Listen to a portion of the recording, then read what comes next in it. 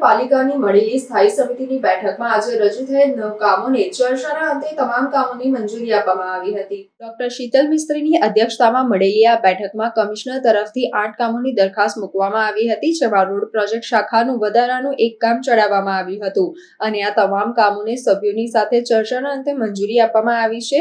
આજની આ બેઠકમાં ઓડિટ વિભાગ, મિકેનિકલ ખાતું, સયાજીબાગ ઝૂ શાખા, પાણી પુરવઠા પ્રોજેક્ટ શાખા, પાર્ક એન્ડ ગાર્ડન શાખા, આઈટી શાખા જેવા મહત્વના વિભાગોના કામોને મંજૂરી મળી છે. સમગ્ર માહિતી સમિતિના અધ્યક્ષ ડોક્ટર શીતલ મિસ્ત્રીએ આપી હતી. આજની સ્થાયી સમિતિની બેઠકમાં 9 જેટલા પ્રપોઝલ ચડાવ્યા હતા, 8 રેગ્યુલર અને 1 વધારાનું.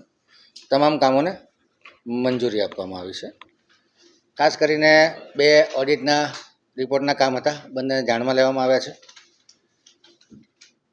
અકોટના ધારાસભ્ય શ્રી ચૈતન્યભાઈ દેસાઈ દ્વારા જે tree lover education research foundation છે એને જે વૃક્ષારોપણનું કામ ચાલી રહ્યું છે એમાં પાણી પીવડાવવા માટે 4,90,000ના ખર્ચે Tata S gold CX petrol મોડેલનો જે ટેમ્પો લેવાનો હતો એ કામને મંજૂર કરવામાં આવ્યું છે.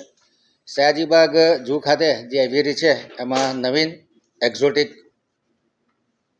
બર્ડ લેવાના હતા, 84,67,000ના કિંમતના, એ કામને મંજૂર કરવામાં આવ્યું છે. ખાસ કરીને આ જે એક્ઝોટિક બર્ડ છે એમાં ખૂબ રેર સ્પીસીસના scarlet macaw, Amazon parrot, Patagonian conure, blue crown pigeon, eclectus parrot, blue and gold macaw, ostrich, African grey parrot, Reeves pheasant, ringneck pheasant, silver pheasant અને ક્રેસ્ટેડ કાકાટુ. એટલે કહી શકાય કે એવિયરીના આકર્ષણમાં વધારો થશે. એવિયરીની જે આવક છે વાર્ષિક 1.5 કરોડ રૂપિયાની, એમાં પણ વધુ ફૂટફોલ આવશે અને વધારો થશે. એટલે ખૂબ આકર્ષક કામ છે અને એ કામને પણ સ્થાયી સમિતિએ મંજૂર કર્યું છે. તરસાલી જે નવીન વિકસિત વિસ્તાર છે જેમાં પાણીનો સપ્લાય અવિરતપણે મળતો રહે અને ફોર્સ વધે એ માટે બુસ્ટર સ્ટેશનનું કામ હતું, જેને 13.90% વધુ મુજબ 20,44,00,000ના ખર્ચને મંજૂરી આપવામાં આવી છે.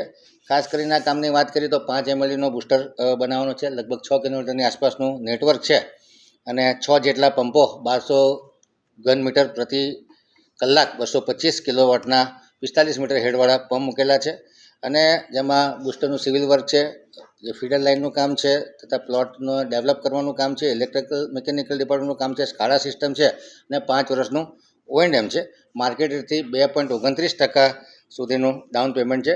જે લાંબા ગાળાના પાણી પુરવઠા માટેના આયોજન છે એમાં ખૂબ અગત્યનું કામ છે, જે દક્ષિણ વિસ્તારના તરસાલીની આજુબાજુના વિસ્તારમાં પાણી સપ્લાયમાં વધારો થશે.